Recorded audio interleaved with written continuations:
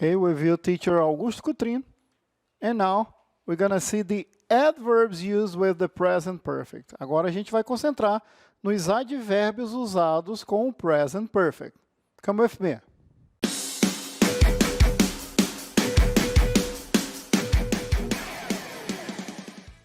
Good morning, good afternoon, good evening.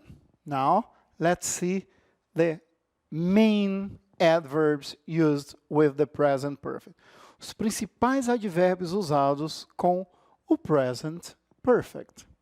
Vamos ver cada um, quando que cada um é usado, o que eu devo observar para saber o que usar. Então, vamos lá. Ó. Advérbios usados com o present perfect. E o primeiro é esse aí que a gente mostra aqui e chama a atenção. Ó. Already. Already. O que ele significa? Já. Usado em que tipo de frase? Ó, afirmativa e interrogativa. De novo, already significa já. Usado em frases afirmativas e interrogativas. E aí eu chamo a atenção para a posição dele na frase. The kids have already arrived home. The kids have already arrived home. Então, as crianças já chegaram em casa. Um detalhe importante é a gente perceber que com esses advérbios a gente se refere àquele segundo uso do present perfect, que é para falar das ações em um passado indefinido, tá? Então, the kids have already arrived home. Augusto, onde que o already é usado na frase? É só observar aqui, ó, entre o verbo auxiliar have e o verbo principal. Entre o auxiliar e o principal. Claro, quando a frase for afirmativa. Quando for interrogativa, olha o que acontece. Has she already had lunch? Has she already had lunch? Ela já almoçou? Ela já almoçou?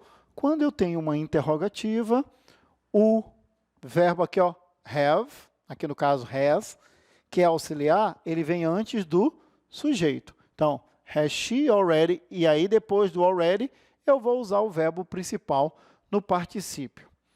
Então, vamos embora? Na afirmativa, o already vem entre o auxiliar e o verbo principal. Na interrogativa, ele vem entre o sujeito e o verbo principal. Ok? É para isso que o already é usado. Logo depois, a gente vê o yet. O yet, olha o que eu coloquei aqui como significado. Ele pode ser já, mas ele pode ser ainda não. Usado, claro, em frases interrogativas e negativas. Claro que na pergunta, na interrogativa, ele significa já.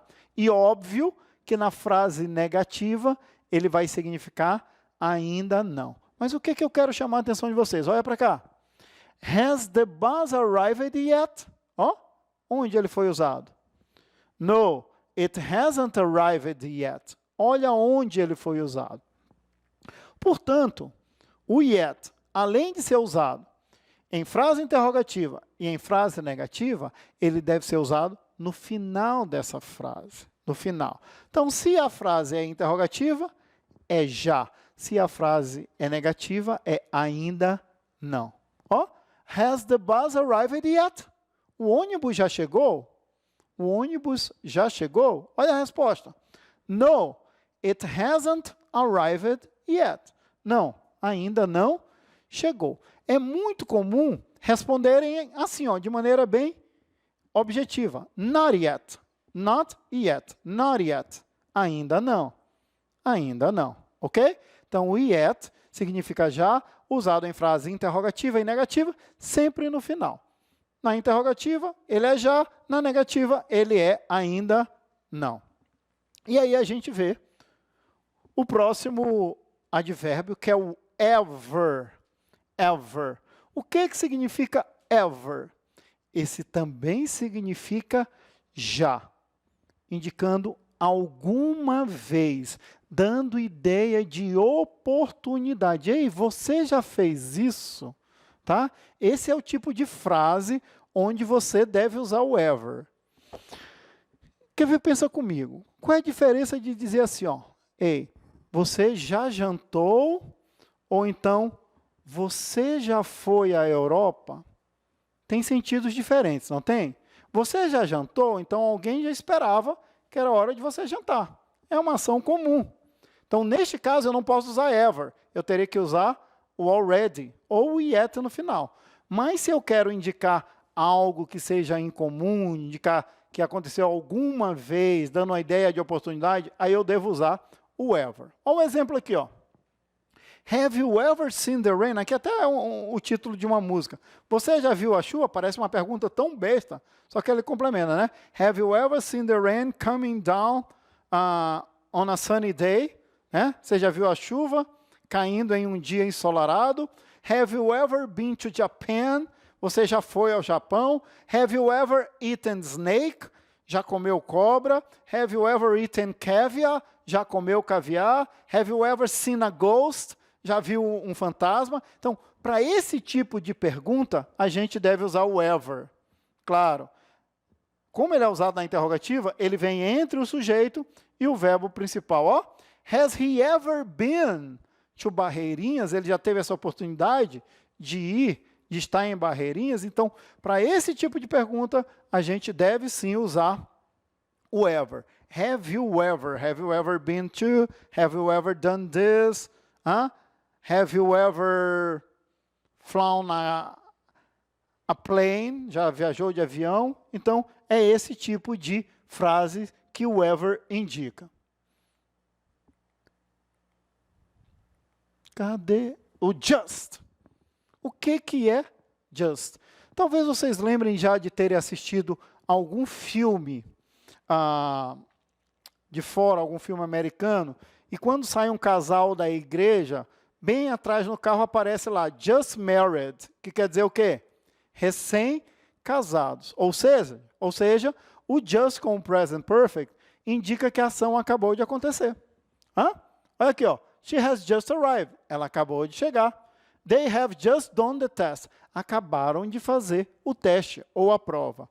Neste caso, o just indica que uma ação acabou de acontecer. Não confundir o just, não sendo usado com o present perfect, que significa somente ou apenas. Aqui, com o present perfect, ele vai indicar que a ação acabou de acontecer. No inglês americano, você pode usar com o simple past. They just married. Acabaram de casar.